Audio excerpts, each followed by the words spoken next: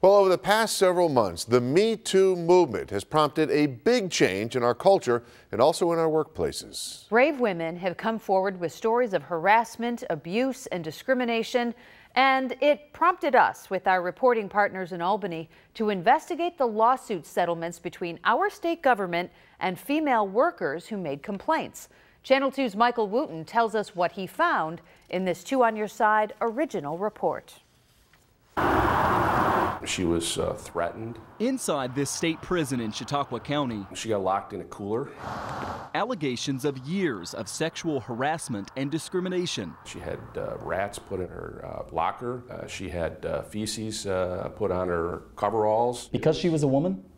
Because she was a woman seeking to improve her position in the job. Robert Boreanaz represented that woman in this federal lawsuit against New York State. It laid out in great detail hundreds of claims of wrongdoing, including inaction by supervisors. She was diligent, she stayed with it, she was brave. After almost a decade of litigation, the two sides settled for $1.8 million, the majority of which paid pricey legal bills. She was really courageous, and she suffered quite a bit.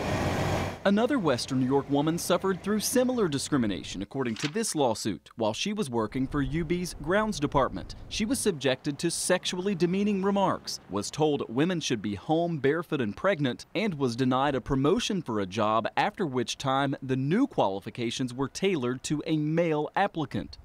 The state eventually settled with her for $55,000 and agreed to do comprehensive training on workplace discrimination and retaliation. And then there was a female employee at the State Senate Majority's office on Court Street in Buffalo. According to her lawsuit, the harassment included unwanted sexual comments and inquiries, sexually oriented physical contact, gestures, threats, and unwanted exposure to pornographic material on a supervisor's computer. The state paid out $90,000 in her case. These are 3 of the 84 in-court settlements made over the past decade with employees of state agencies, universities, and colleges. Those settlements added up to more than $11 million. We're talking about $11 million worth of taxpayer funds and to settle claims. John Campbell, with our reporting partners at USA Today Network's Albany Bureau, poured through the lawsuits and settlements. John, were you surprised by what you found? I can't say the $11 million really did surprise me, per se. You know, the state payroll is very large, more than 130,000 people at state agencies, another 90,000 people at SUNY, and there are a certain amount of settlements of this nature for large employers like the state. I think they're staggering. Dennis Vacco is a former state attorney general. He took on sexual discrimination and in the late 90s sued a Wall Street brokerage firm for its culture of harassment. An investment firm who brought in strippers and, crude language, very pervasive conduct. Our current AG has filed a similar suit against Weinstein Company, whose founder Harvey Weinstein faces more than 60 sexual misconduct allegations. But while attorneys general will go after sexual harassers and abusers, they're also forced to defend the state when government employees are the alleged victims. The AG's office is obligated to defend the agency. That's why all these settlements are signed by the Attorney General. When it comes to fixing this, Vacco says Albany could take a lesson from corporate America. The private sector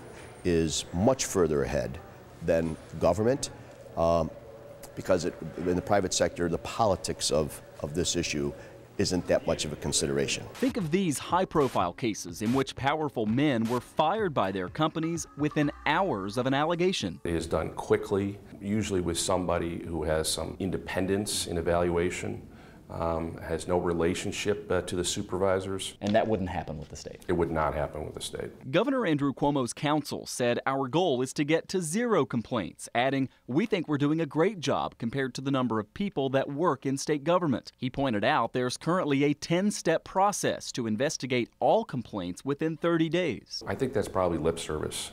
Yeah, they've maybe changed a few words here and there and updated the directive, but haven't made any meaningful changes, in my opinion. Boreanaz says complaints within the state just are not dealt with quickly and appropriately. Lingers for a while. The supervisor then notifies the accused. The accused gets knowledge of it beforehand. The accused talks to coworkers. The accused has got his or her team assembled for what they're going to say to investigators or how they're going to react to things.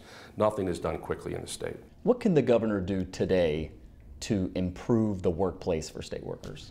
You know, the governor can actually have more people involved in the processing and handling of sexual harassment complaints so that it can be handled quickly and efficiently.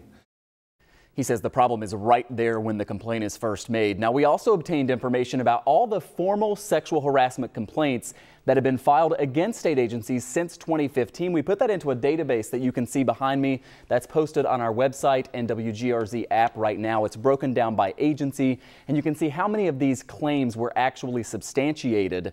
Now, these aren't lawsuits that we're talking about here like we discussed in the story. Rather, guys, these are the complaints since 2015. These are handled internally, and these numbers, though, again, more than 800 over just a couple of years, tells you this is still a big problem. Eye-opening for sure. Yeah, and you made a point in your story to talk about lawsuits in court that were settled, but what about the ones that are settled outside of court? Outside of court. The one we all think of is Sam Hoyt, right, whom the governor appointed to a position, even though in the past he had an inappropriate relationship with an intern and was censured when he was in the assembly. The governor still hired him. That wasn't included in this because, remember, he paid that out of, it was in court, but it wasn't as his official position. He did that privately. And then there are a bunch of others that are out of court. So this is really just a handful of all these settlements. That $11 million number is high, but it could be much higher than that. Factor in all the other costs too, investigating, legal bills. It's higher. Yeah. All right, Michael, Great investigation. Thanks, Michael. All right, Michael, appreciate it. Well,